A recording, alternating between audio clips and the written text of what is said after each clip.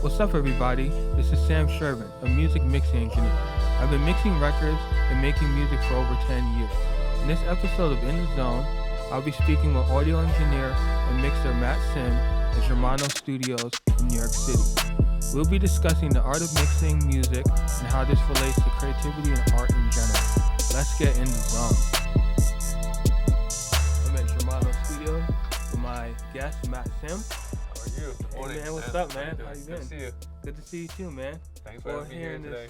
Amazing studio space, and Yep. just wanted to discuss how you started. Like, how did you get into music?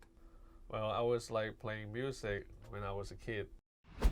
I mean, I started as a classical pianist, and then slowly I started to play the classical guitar as well. And then later on in my teenage years, I started to learn jazz and play some rock and roll and stuff like that. So I was like into like jazz and modern music later on. And then I was like, okay, I need to go to music school to study more because I don't get that kind of resources back home. I went to Berkeley to study more jazz and modern music and theories and stuff like that. And I was trying to be a guitarist, but that didn't happen. But well, and then I ended up being in the studio doing something related to music. So, what got you from being a musician to music production? So I spent around like 2 years studying like music theories and performance and stuff like that. And I was always trying to be a musician, like jazz musician and stuff like that. But like after a while, I realized, okay, this is not really realistic because the music business is constantly evolving. Yeah. And I realized all my peers were going to like majoring in like engineering and production. I'm like, wow, this is really a brand new idea to me. I don't know what that is. So I tried applying for it. And then I got into it, and then I started like not knowing nothing about engineering production, and I got into it, and I found out like I'm pretty good at it, and people really like what I'm doing, and then I got a lot of more like opportunities for my peers and stuff, and then slowly, gradually, I just like gravitate towards like engineering and production and mixing and all kind of stuff. Yeah, that's amazing. So, from Berkeley, how did you get into Germano Studios? What was the transition from being in a educational institution to being in real life studio situations? It's almost like a couple of days before I graduate, and then talk to one of my mentor. His name is like Prince Charles Alexander. He's like a Berkeley professor. So he took me under his wing, and then we came to New York because he got a session right at this same studio, Germano Studio. So I was there assisting him and helping him out, and then from that point onwards, I just decided to stay in New York and start my career. Full circle, man. That's amazing. Yeah. So you started out as an intern or a runner? Yeah, we started out always like, if you work in the studio business, always started out as a runner or like interns, whatever. How long were you in that position? I was at the lower position for around a year and a half. Yeah. And then from there, you became an assistant engineer? Yeah, and then you become assistant engineer, and then you become an engineer. That's awesome. So yeah, from interning as the runner to an engineer, it took me like 3 months. It was pretty quick. I think nowadays mixing is a very underappreciated art and very misunderstood art. And I feel like being a mixer myself, I feel like our job is to really make the music come alive and come through the speakers. And how difficult do you think it is making it as a mixer nowadays? I mean, it's getting more difficult because, I mean, everybody has access to same kind of tools to be an engineer. Like it's always like plugins, Pro Tools, DAW, hardware gears, but it's more like the tracks you're getting. So the role of mixer is getting bigger because everybody's doing stuff at home.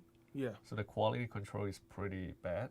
And no one had the experience, like the producer, recording engineer, they don't have the experience or the training from like a proper studios or proper like mentor. They train them.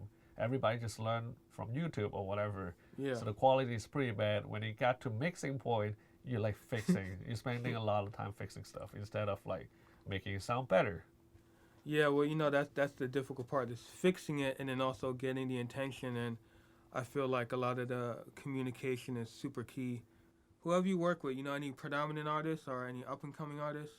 Well, I work with a bunch, so I mean, in the studio, I work with a lot of people like Nicki Minaj, Designer, Big Sean, in Cell.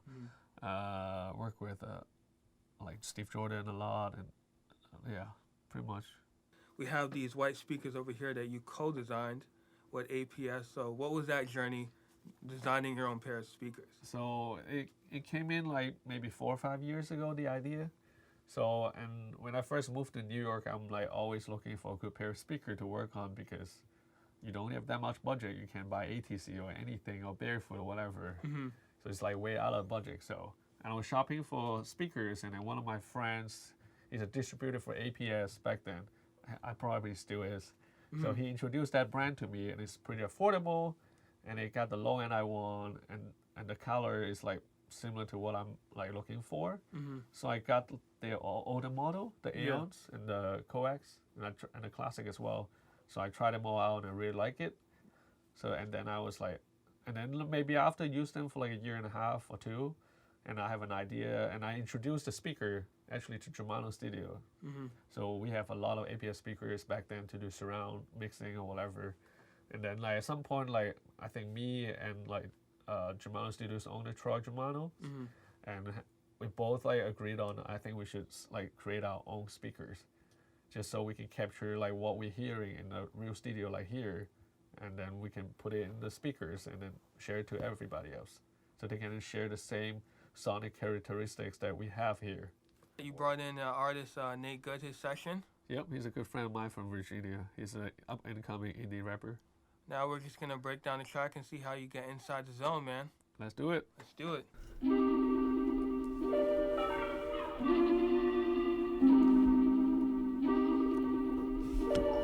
Yeah, man, bunch of blind folks, they can see the vision, put me in a blindfold. I got X-ray vision, on me far as time goes. I should charge them by the minute. Have the track shining moments up here. I ain't never hit the peak without sinking in the valley. Drums. Got the drums right here. Yep. That's the bass. Stereo. I think we're in it. I ain't never hit a peak without sinking in the valley. I can We got these are the main elements. Yep. The keys. vibe with tunnel vision in my eyes. The pizza getting cold, too busy splitting up the pie. This what happens with some talent and commitment. Coming over here. Blind folks, they can see the vision. Play the flute. Yeah. That's the flute The kind of thing. additional elements. Yep. That's all the reverb. All the reverb, all the affected tracks. I'm flipping sick with it. I write it, rap it, mix the shit. I keep my pivot set, face up and triple threat. Success is imminent, at least I think it is. I'm Pretty simple arrangement, and it's all about blending it out. So basically, this track is so simple. You got 808, like a bunch of 808 like drums, drum loops, and then you got like a samples, which is like a keyboard, and then you got like a bunch of risers, effects and stuff, transition effects, and you got like a kind of flute, kind of like a thing in the hook. So I usually start a mix with the bass and kick drum, make sure they knock, and they translate in like different speakers. So like small size speaker, like big speakers, at least you got a low end, you got a punch and everything. That's pretty good. Now, how are you doing that? You show us breaking down your EQ. Yeah, I'm usually just like a side chain the kick drum to the bass. Okay, so when the kick is like doing, it's like it's playing, the Yes. bass is stuck down a little bit the level wise. And then like, yeah, the rest are all simple EQ and stuff. So make sure like roll off and roll off. Because like the production is really good, so you don't really have to like fix it Yes. too much. You just have to shape it a little bit. make things fit. Yeah, and also like give like a transient designer kind of thing. Make it pop a little bit more, stuff like that. So You're using an expander for that. yeah, expander for that. Okay. So when it hits, it just increase like the attack of it. Okay. Yeah, and then like I got like a bunch of drums going. You can tell like my processing isn't too much because everything is pretty on point at this point. So it's just like about balancing, finding like giving like all the drums the headroom. Yes. So if you get headroom in your mix, you're not clipping the mix or anything. You should have enough like punch and transient going through. Yeah. And then I just EQ, shape it, and put reverb and stuff like that. It's like very simple. It's very and simple. Panning, balancing. That's like majority of what we do. Balancing, panning, EQing, compressing. And then like on the vocals we have like effects and stuff, but that's just like extra stuff. Yeah. So the basics always EQing, compression, levelings. That's like how you construct a mix. Yeah. Down to the basic. So I mean, Could we get more into the vocals? How you got the? I'll those play the effects? drums real quick. Yep. Just like drum and bass. Yep. that's how everything together. And then I got like some sound effects, which is like a riser noise kind of thing. These are transitional parts to help you Yeah. get So into which the is like, chorus. yeah, it's like candies, ear candies. Yeah. So I don't have to like deal with that too much. That's not the focus of the mix. So you always have to identify. The focal points. Yeah, you always have to identify what is important in this mix. So in this this track, obviously is like a urban track. So like the drum is very crucial. The bass is crucial. So the rest is just like candies. So you just add sparks on top of the music, and then vocals obviously important. So that's why I spend a lot of time designing the sound for vocals. Could you break that down? How you designed the sound for the vocal? Yes. So this is like the unprocessed vocal straight out of recording. So it's a lot muddier, a little bit warmer. So what I did basically like control the dynamics so it sit better in the track and also give like some presence to the vocal.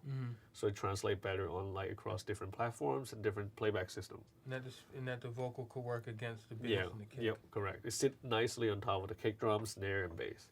So this is like unprocessed like vocal. Blind folks, they can see the vision, put me in a blindfold. And this is a processed one. Blind folks, they can see the vision, put me Lot in a louder. blindfold. A lot louder, I got brighter. X-ray vision, I mean far as time goes. And also on the vocal, I have some like ping pong slap delay going on.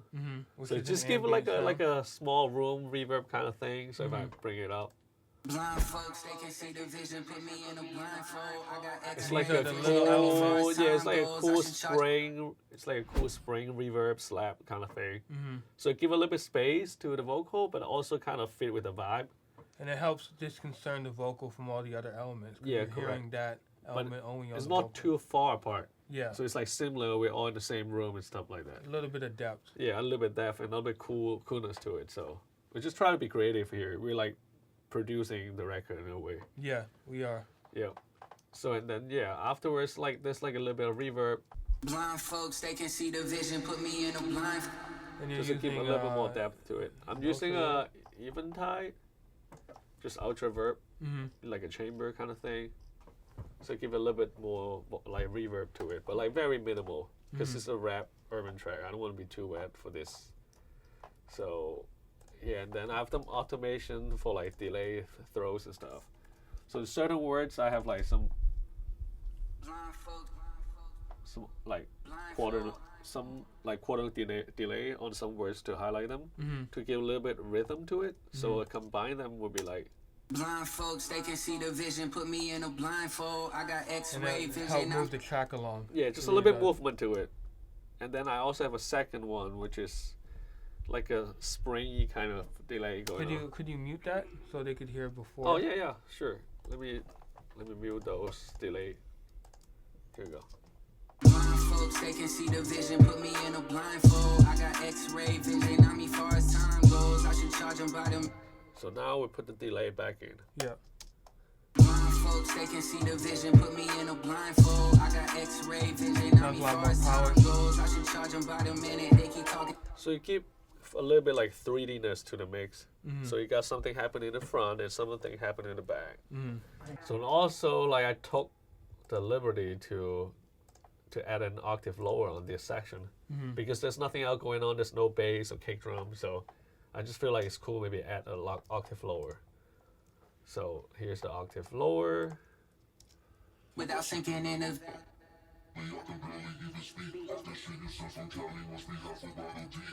So add a little bit like cooler texture to it. It's like a production decision, but I just You did took it. the liberty. I just did it, and the artists like it, so we kept it. peak. Without sinking in the valley, I can barely even speak. Off that shit you sent from Without the octave low. peak. Without sinking in the valley, I can barely even speak. Off that shit you sent That from only Cali, happens must be- in that one chorus. Only in the hook in that section only, the second half of the hook. Okay. So we give like the first half of the hook and the second half is different because the beat changes too. That was a good call. Yeah, the That was a beat good changes too from the first half with kick drum and bass, second half no bass. call. Yeah. So it kind of like, Fills in that Yeah, spot fill a in little spot. bit. That Correct. makes sense. so I just took my liberty and just do it. Yeah. If the artist didn't like it, I just take it off. But Because you have that relationship with the artist, you decided to make a creative but decision. also like my thought is always like the first mix, I usually go over the board, like try everything I can. Same thing, and then they pull back. They tell Yeah, and then we just pull it back. I mean, that's why you hired me for, because of creativity of like my own creativity and my own interpretation of the music. Yes. So you like hire me because for my taste. So that's why I try to like offer you like options. And you could always just strip it back, you know. It's no problem. It's like easy to mute stuff than add stuff later, because you're constructing a mix. It's like building a house. Yeah. You try to build everything, all the rooms and all the bathroom, all the accessory in it, and then if you don't like it, you can take it out. Yeah. But if you're living in it, you try to add a room or something like that. It's harder. And you want to put your, you know, all your effort into it. You kind of, if you see something, you should just do it. And if they don't you just like feel it, right. Yeah, sometimes I just feel right to do it. It's like, cool. do it. That's my instinct. If you don't like it, we mute it. Yeah. It's easy. So with the delay, it sounds like this. Freaks when they drive around the alleys. I catch a vibe with tunnel vision in my eyes. The pizza getting cold, too busy splitting up the pie. This what happens when some talent and commitment they collide. This what happens when the whiskey and the cola get combined. Spatula the flow, I'm flipping sick with it. I write it, rap it, mix the shit. I keep my So in the verse, I have barely any reverb on it. So it keep like a difference from the hook. The hook like vocals, I got reverbs on it. In the verse, it's rapping. I just mute a reverb, so it make a slightly bit of difference in texture. Yeah, well, you're kind of you're discerning the ear from like this is the verse, and now Correct. your ear here is the chorus, and it's clearly different. It's like very minor difference, but like people hear the difference, they feel it more than they hear it. So, and then like the rest are pretty much like straightforward and stuff. Okay, well, you played the track, you kind of broke it down for us, and we're probably gonna go head out to Fancy real quick, talk about your clothing brand. Let's do it. Let's do that, man. Let's wrap it up.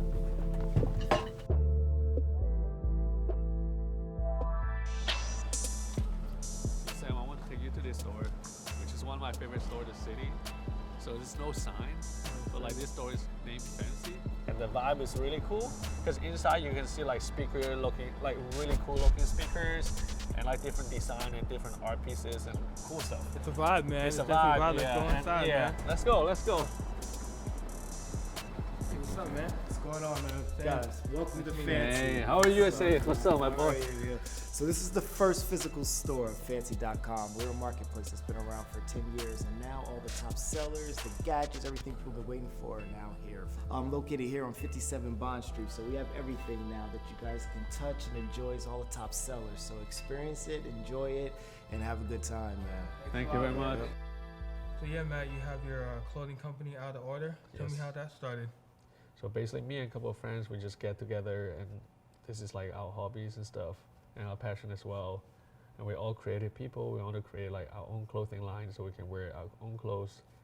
So that's how everything comes along. That's good. So you guys debuted at New York Fashion Week. How was that? It was really cool. It's like first time for everybody. It works out really well, and it was really smoothly. The response was great, and we got a lot of like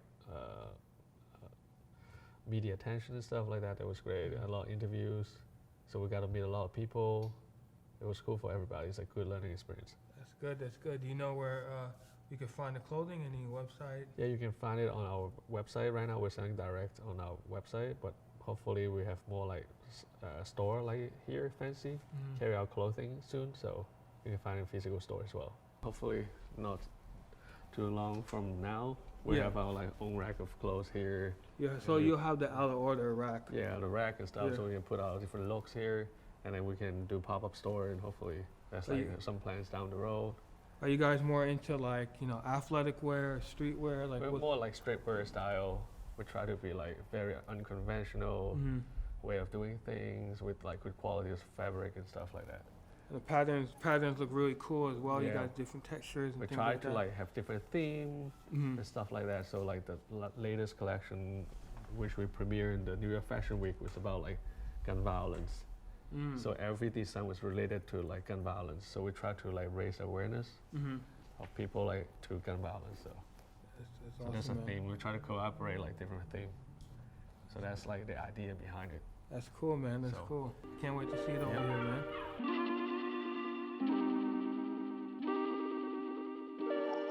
Yeah. Man, bunch of blind folks, they can see the vision, put me in a blindfold. I got x-ray vision, I'm far as time goes. I should Charge them by the minute. They keep talking, shining moments. Welcome out, I think we're in it. I ain't never hit a peak without sinking in the valley. I can barely even speak. Off that shit you sent from Cali, must be half a bottle deep. But I'm guaranteed to rally. I'm from Muddy Water Creeks, where they drive around an alley. I catch a vibe